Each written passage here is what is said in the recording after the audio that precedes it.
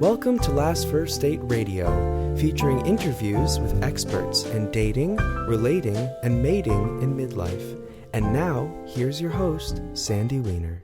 This is episode number 423 with Elena Mosaner, How to Mend a Broken Heart Through Self-Hypnosis. Hi, everybody. I'm Sandy Weiner, and welcome to Last First Date Radio, where we believe it is never too late for love and that a woman of value naturally attracts the respect and rewards she deserves in life and in love. And if you haven't already downloaded or bought my new book, it's called Becoming a Woman of Value, How to Thrive in Life and Love. And it's filled with personal and client stories, expert interviews like the one I'm having today, and 30 tips and exercises to empower you to have the life that you want. And every week I share one of the tips from the book. And this week is choose love over fear. I find so many people are constantly motivated by fear and not by love. I just spoke to a woman this morning who has been really stuck in abusive relationships, and she is lonely and wants a man basically out of fear of being alone, out of fear of, I don't matter without a man. And when you come from that place, you're not choosing from an empowered place, you're choosing from a place of fear. So if you have been choosing from fear, no matter what it is, I want you to think about, am I making this choice out of love or fear? And try and switch the story in your head, the narrative, over to love from fear and see what happens. Before I bring Elena on, I want to just remind everybody, if you haven't yet joined my Facebook group, it is a fabulous place, if I may say so myself, for women over 40 who are dating and in relationship and want to own their power, own their value, and have the healthiest relationship that they can have. And the name of the group is Your Last First Date. So come on over and join us after you finish listening to this episode. And now for my guest, Elena Mosaner. She is a hypnotherapist and a certified professional coach. She's also the founder of the Self-Hypnosis app called AlphaMind. She has an undergrad degree in film and media and a master's in executive coaching and organizational behavior. She has been featured in many big media like the New York Times, The Post, ABC, Good Morning America. She is one of New York City's top consulting hypnotists. And after 20 years living in New York City, which is my backyard, she moved to San Diego with her husband and her little daughter, and she is now expecting daughter number 2 in September. Welcome to the show, Elena. Thank you. Thank you so much for having me. It's really exciting to be on this show. I'm really passionate about this topic. I can see that. We have a lot of overlap, so I'm excited to get started. So tell us first a little bit about hypnosis. How does it work? We know that there are many misconceptions about hypnosis and some of the old stereotypes associated with it, like hypnosis being mind control or a total opposite of hypnosis being complete nonsense. But in reality, and I always tell my clients and my audience that hypnosis is natural and it's a day-to-day phenomenon, and we are hypnotized by our society, by our parents, pretty much from the day we're born. So hypnosis is, by definition, it's one of my favorite definitions comes from Dave Ellman. Hypnosis is a bypass of a critical faculty and the establishment of selective thinking. So really it's a transmission of data, and it happens through social media, through one another. We are hypnotized in our relationships because in relationships we are in a state of openness, whether you are in love or fear. There's deep connection and intimacy. We're constantly transferring information. So it can be very hypnotic in a way. So yeah, hypnosis is it's a transference of information. And in my setting, in hypnotherapy, I use hypnotic inductions, which is relaxation techniques, to help my clients enter that state of receptivity to suggestion. And it can take anywhere from 5 to 20 minutes to get into that state. And then you work with the unconscious processes, suggestions, affirmations, visualization, pictures and sounds. to help write those stories. Just like you said earlier, which I really like your point on fear and love, how you can ask yourself to rewrite that narrative. Are you coming from a place of fear or love? And so hypnosis can be one of the tools, one of the many tools to help rewrite those narratives. Sounds really interesting. Yeah, we have this idea that hypnosis is somebody standing in front of somebody and holding this little, thing going back and forth and stare Like at a this. pendulum. Yeah, one of these pendulums, and then people just drop on the floor. And so you're saying it's a day-to-day thing, and it's really accessing the unconscious or the subconscious. Just so I understand, so it's a transference of information. Is that what you said? Exactly. So it's a focused attention. It's a state of close to meditation.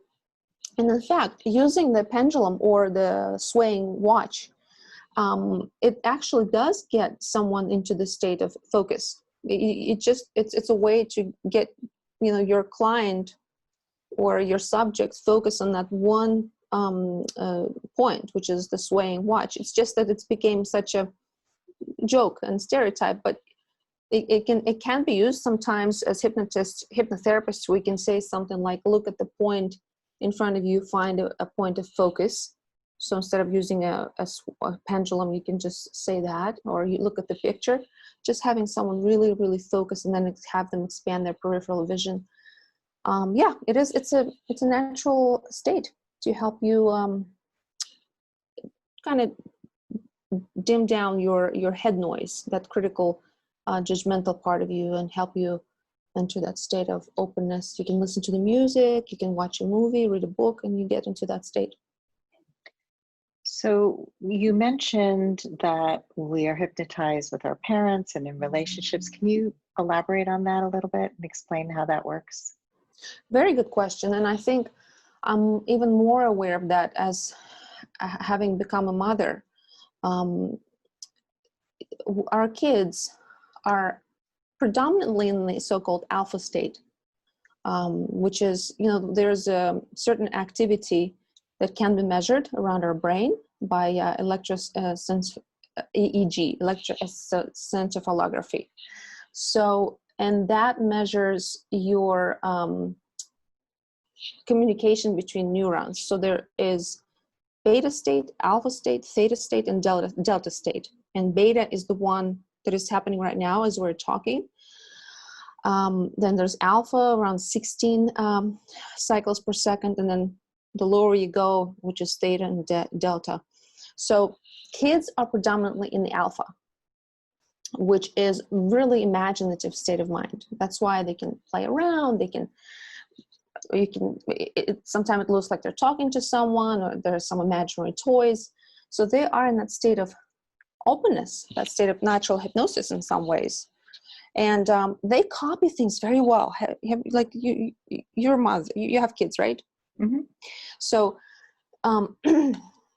they copy things real quickly, and they copy our behavior. And sometimes not only they copy our things that we are aware of, they can copy things that we do subconsciously, the way we talk, or we bite our nails, or the way we sit down and write, and suddenly you see your child doing the same thing. So they imitate. They're constantly in that state of imitation. So they copy that, and then they copy your parents, even the way your parents communicate. Certain patterns and certain habits, they are like the sponges. So that's why I'm saying that we are hypnotized by our parents. And sometimes as we move into our adult life, we have to examine and ask ourselves, what have I copied? What patterns have I copied? How do I reframe that? And then also our teachers, our environment, our society, culture. I come from Russia, and I was born in Soviet Union, and I had to work with some of these things. And when I came to America 23 years ago, I was deeply aware of some of the beliefs that come specifically from the Soviet society and Russia. So yeah, we're hypnotized by our environment. Yeah, it's really interesting. So our culture, our parents, everything around us, we can absorb. And often when I start working with a client, I'll talk to them about how we are models for our children. And often when we're stuck in some way and our children are then imitating the behaviors, like if we tolerated abuse in a relationship, that's what they see as normal. And then they carry that on unless there's a change. So it's not Yeah. even conscious. Like when you say, I don't know why I have this pattern. I just keep repeating these behaviors. When you start to look back and see, where did they come from? Where did you copy? And it's Yeah. not done on purpose, right? It's so fascinating, to connect the dots and see, oh, that's where that came from. And now that's empowering, right? So we can change it once we identify it. Exactly. Yep. So give Good point. us an example of, if you have like a client example of someone who picked up some unhealthy behaviors, patterns in life, and whether from their family or their culture, and they made some changes through hypnotherapy. Well, one example could be a woman that doesn't trust a man. And I've had some clients that told me that they get a little bit obsessive about their boyfriend, their partner, and they're aware of the pattern. They don't like it, but they still do it. Like, for instance, calling them, seeing where they are, or texting them, or one text after another, or even checking their photographs or social media, just to make sure that they're not with someone else. So there's that one pattern I've noticed that women had, and sometimes it comes from various sources. One of them could be their father wasn't faithful to their mother, and there was an evidence for that, and so the mother was not trusting, and and so the girl picks up that lack of trusting the man, and constantly looking for evidence. Is he there? Where is he? And things like that. So that is important to realize, because the man may be not cheating and being a good man, but with this behavior, you're pushing him away. And the more you push him away, he might be thinking, she's thinking that anyway, I might as well just talk to someone else. So that's one example, and that is important for a woman. Like I like your topic, the woman of value. It's a woman who trusts. She knows her value, and when you know your value, why would a man be cheating on you or being somewhere else or flirting with other women if you are a woman of value? Now, if he is doing it, he's just not. It's not worth it. It's not about you. It's not that you are not a woman of value or you're not worth it. It's just he's not your fit, and you have to walk out. That's Right. all. It does happen, but you can't chase that kind of man. Right. There's a big difference, and I'm glad you differentiated, because I've seen this with many years ago. My youngest daughter was dating in college a guy who always had been cheated on, and he had such trust issues. And she would say to him, I am not the woman who cheated on you. Like, I am here. I have never given you any reason to think I cheated on you. And he would get really possessive and try to control the men that she would hang out with, because she had a lot of friends, and she hated it. It really pushed her away. So, but she had the courage to speak up and say, that's not me. And I've heard other women say that to the guy, like, I'm not the one who you had a problem with. And we all need to look at people and see, okay, they're a clean slate. They're not the past. But if the behavior shows up again and again, then we have to look at that. Exactly. Yeah. And it can be quite frustrating on the receiving end, because that like you said, it's not you. You're being put in a certain box, and what do? You can't fix that person. That person needs to work on themselves. Yeah.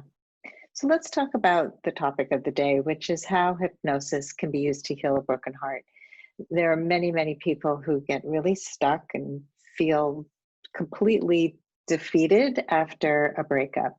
So I'd love to hear your take on how they can heal that broken heart. Yeah. And actually, I do have Women come to me as well as men for this issue. I had one client who came to me, and she actually wrote an article for Well and Good about her experience. So after that, I had the number of people coming to me for this issue. When it's a natural thing. I think most people go through breakups. It's if you expose yourself to relationships, you will have a breakup for the most part. It's not a bad thing. I think it teaches you certain lessons, big life lessons. How do you overcome a broken heart? Well, first of all, it is important to understand what your lessons are from that relationship, what your wisdoms are, what your lessons are, what it taught you, so that if there are certain patterns that happened in that relationship, you don't repeat them. So you must take time to heal. You don't rush into another relationship. To heal your heart, you have to spend time with yourself, and start loving yourself and start appreciating yourself, and to become that woman of value that you're talking about. You have to raise your worth and self-esteem and really find yourself, because you shouldn't be looking for the other person. You should be looking to find yourself. And that's what we're focused on with women and men who come to me for relationship breakups. And then the other part is to fast forward into the new chapter, one where you have moved on, where you are detached from your ex, and everything is a state of mind. So you can feel comfortable right now, and then you can feel uncomfortable in the next moment if you receive a phone call from someone, or you see your boss at work that makes you feel a certain way. So your mind can change your state of mind can change really quickly. So you can be in that state of mind of being defeated or sad or feeling heartbroken. But at the same time, you can imagine yourself being in a different state. It can be hard when you're heartbroken. It can be really, really hard. But actually, through deep relaxation and hypnosis, you can envision yourself being in that new state of mind. And then you can, it's almost like a trailer, like a movie trailer. So you show your mind, I have moved on, and what are you doing? And before we start a hypnosis session, I asked them, what would you be doing in that new chapter? And it can take some time to really have a client open up and talk about it, because they're so in a problem frame. So I challenge them with questions, open-ended questions. How do you see yourself behave after you've moved on? What do you do differently? Who are you with? Where are you? What do you think? What do you believe in? So I collect that information, and then when they're in hypnosis, I communicate that information to them so that they can not only think it, but also feel it, see it, experience it, maybe touch it in their imagination. And then that instills that new awareness and new state of mind. This is what it feels like. I'm feeling it right now. It feels good. I feel more inspired. I've moved on. And they come out of a state of hypnosis feeling relieved. So that future progression, that fast forward into the future, can alleviate some pain. Yeah, it's quite powerful. Yeah. So I'm thinking back to being a child again, that kind of where you can just go off into this imaginative state that a lot of people really struggle with letting go. And so you help them to get into that deep, relaxed state. And what I really want to focus on is the feeling, because I think what we really struggle with is feelings, and really feeling that felt state of what it's like to be with somebody who feels good in your body, feels good in your whole self. Because often people go out into dating, and I'd love to hear your experience with this, but with the checklist, it's all in their head, and this is what I should have, this is what society has told me is good for me, or I want to be able to show him off or her off. So talk more about like that felt state and why it's so important. The felt state is exactly what you started talking about in the beginning of the podcast. It's the opposite of fear. So it's the state of love. It's not like you go to a date feeling love or being in love with the person, but you are in a state of love as opposed to fear or insecurity. Will he like me? Will I do this right? Or should I wear this? Or how will I sound? That comes from, uncertainty and fear. And but if you get into the state of comfort and ease and being in the moment, being spontaneous, being feminine, which is really important, and then that's not a topic I'm very interested in, the feminine versus masculine, because I've noticed some of my clients are in the masculine state of mind after a breakup or after trying to prove themselves to the world and feeling unsure about being a woman. So that can get in the way. So it is important to get into that state of being a woman, being feminine, which is, spontaneous, playful, soft, feeling beautiful inside and out, at ease, empathetic.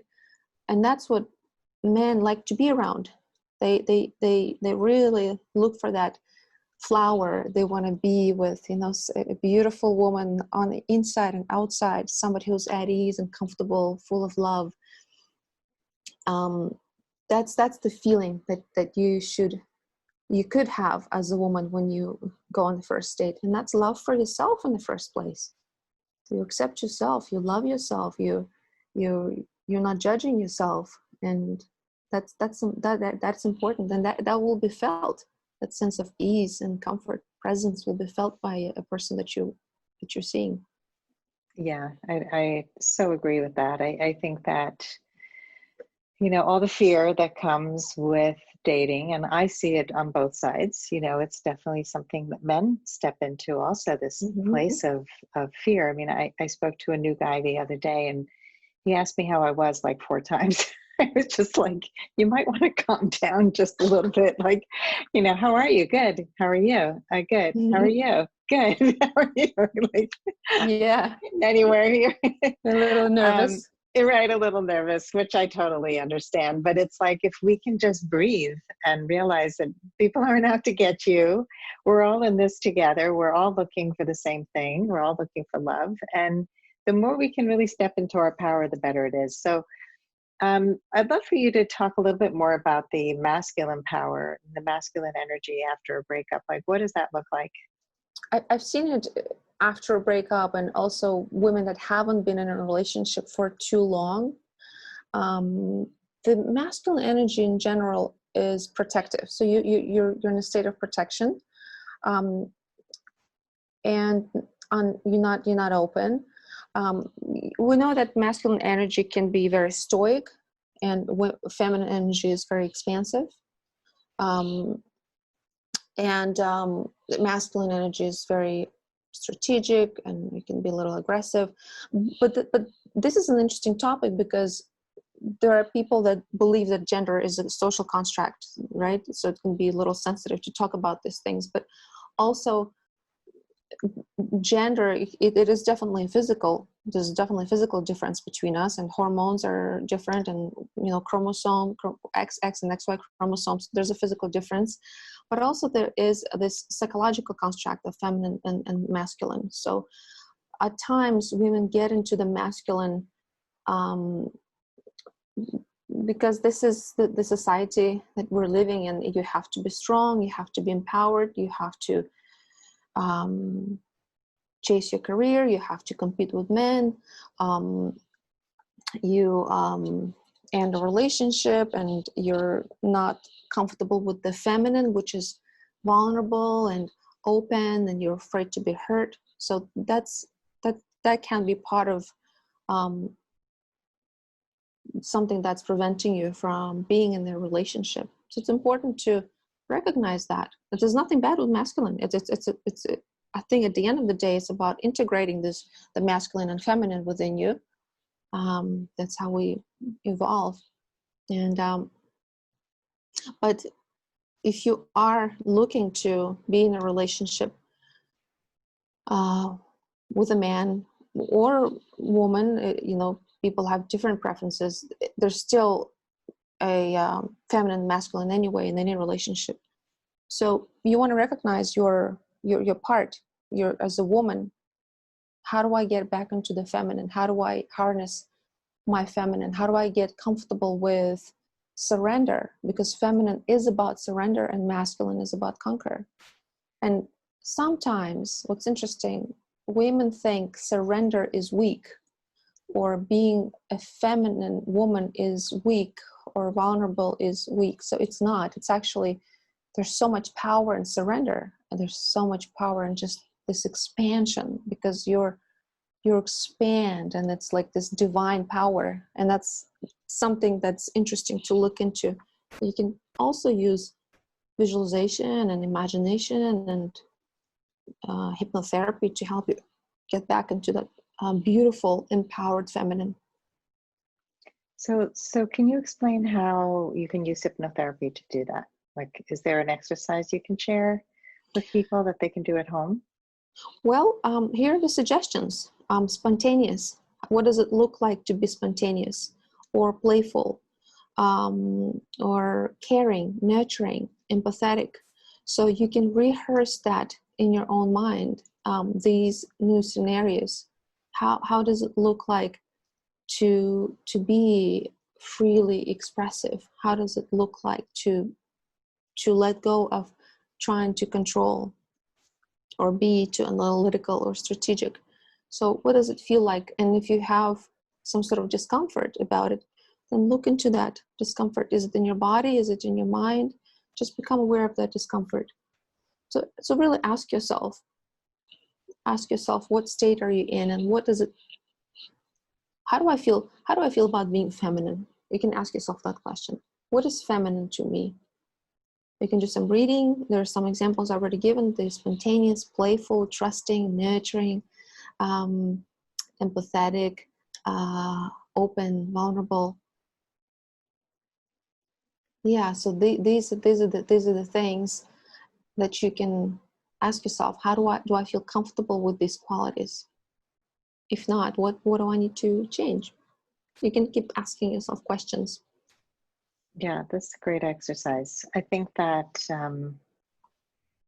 it's just after going through heartache, especially, we often close down. You know, we shut our hearts down. We want to try and be safe. You know, I did it. I know so many of my clients, just too risky to open your heart. And so, and then you keep getting the wrong partner because you're attracting them with a closed heart. You're attracting them with a whole closed off, stoic, masculine energy. Mm-hmm. And it's definitely a balance, you know, and I couldn't function at work without my masculine energy. That's how I get things done. That's how I run a house. I agree. But in relationship, we have to lead with our feminine if we want to bring out the masculine energy in a man, because all these women who are these high functioning women who are out there, power women, they want it all, right? They want a man who's going to be powerful, but also, you know, have them have a voice, but they both have this strong voice. And it's like, there's two energies that are not compatible, because one, you know, you have to have a give and take in a yin and yang in order to make it work. Exactly. And another interesting thing is about feminine, you don't want to be too feminine either, where it becomes a shadow feminine, you know, a seductress or manipulative. It could be like a little shadow. So that's also important to understand. You have to be in a very healthy, centered feminine. That's a good point. So I would love to hear your own story. I know that coming from Russia, there's a lot of emphasis on the intellect, and everybody should really succeed and you know, be very kind of, the people I know who are from Russia were very, very driven. You know, you have all these degrees and you went on to get your professional coaching certification and all that stuff. So if you can share, if you don't mind sharing a little bit about how you transformed. I don't know if you did or not, but I'm imagining that there was some transformation that might have taken place. Yeah. Well, for me, it's true.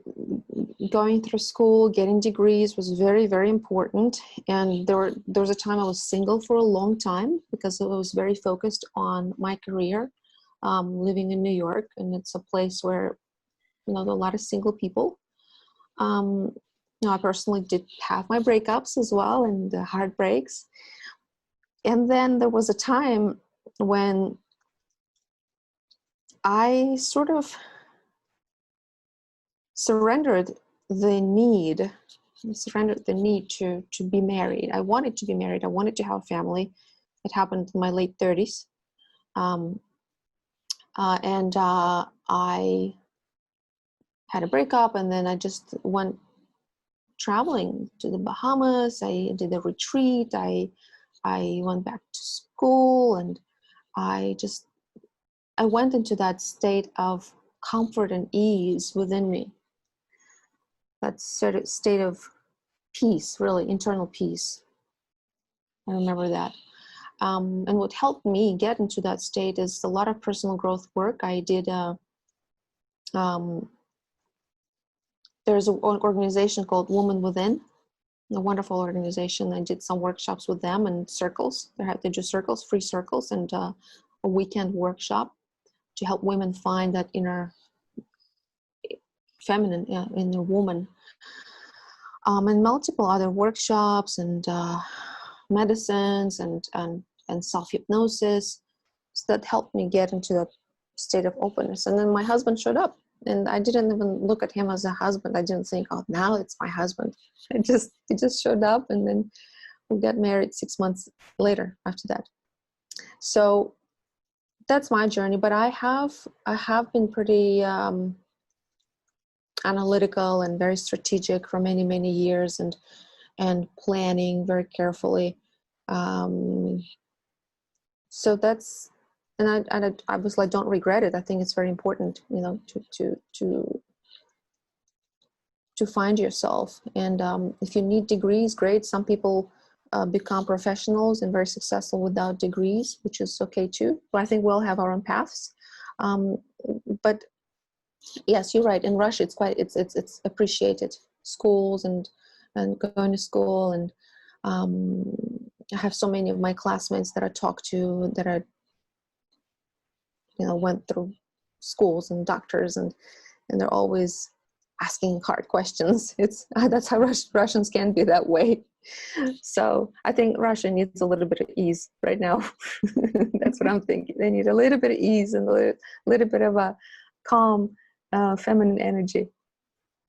Yeah, the people that I know, I had a Russian woman in one of my first workshops, and she was so wound up and like hyper critical of her daughter, just everything was tight, and she had been in an abusive marriage. I mean, she was divorced, but it was just the energy was so balled up and tight. And what's interesting was like her outside was very sexy, like she dressed in very sexy clothes, but her inside was controlling.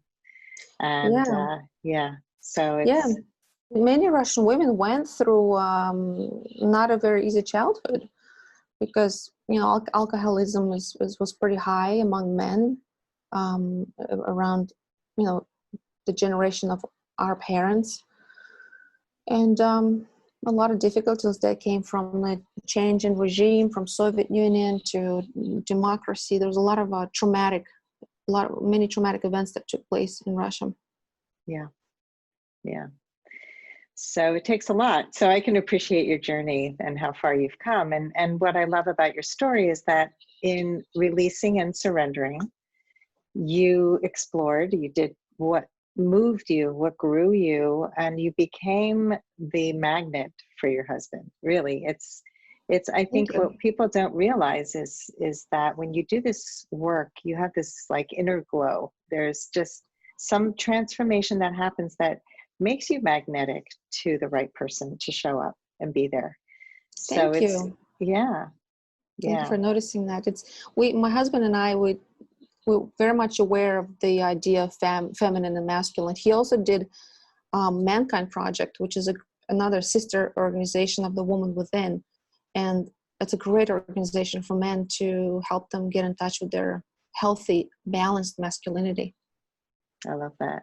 I've had men on my show who talked about that. I think Oh, any guy who's going to go and join a men's group, mm-hmm. it is so amazing what happens. I mean, just to be able to express emotions and have a place to release anger and learn empathy and learn all the skills that make you a good partner, because women often do the heavy lifting. They do all the hard work, and then the man I shows up, agree. and right. And so it's I nice when you agree. have a man who's open and has done his own work. So that's just wonderful. Yeah. So yeah. So Elena, what is your final advice for anyone who wants to go on their last first date? My advice to women that want to go into their last first date is to let go of any expectations, have fun, explore, express, be open, be inquisitive, and be fully present, fully in the moment. Just have fun and be the beautiful you that you are. You are beautiful. So believe in it. I love that. Be the beautiful you that you already are. Beautiful. So tell our audience where they can find you, and if you have a free gift or anything you'd like to offer. Yes, you guys can visit my website, elenamosaner.com, ELENAMOSANER.com. And actually right now I've been offering a few gifts, stress management audio sessions, and there's a 1-hour free self-hypnosis course if you'd like to learn. So all you need to do is just sign up on the homepage, and you'll receive all the gifts that I offer. Beautiful. So we have a couple of free gifts, and I think this is great for anybody who's curious about self-hypnosis and the power that it can have in your life. So that will all be in the show notes as well as in the on the audio file. So thank you so much, Elena. I really appreciate you coming on today and sharing not only your own story, but how you help people to really work through heartache, to believe in themselves, to be empowered, and to really have the life and love that they want. Thank you. And thank you for writing your book. I bought it. I started reading it. It's easy to read. I like how you have short stories so that, you know, if you read it, you can put it down, come back to it. You can read them real quickly. So it's a great book. So thank you for doing that for women. Oh, thank you. Thank you for endorsing the book. That always makes my heart full. And thank you everybody for joining me today. And if you love our show, please rate and review us. It is so important. And we hope you go on your last first date very soon.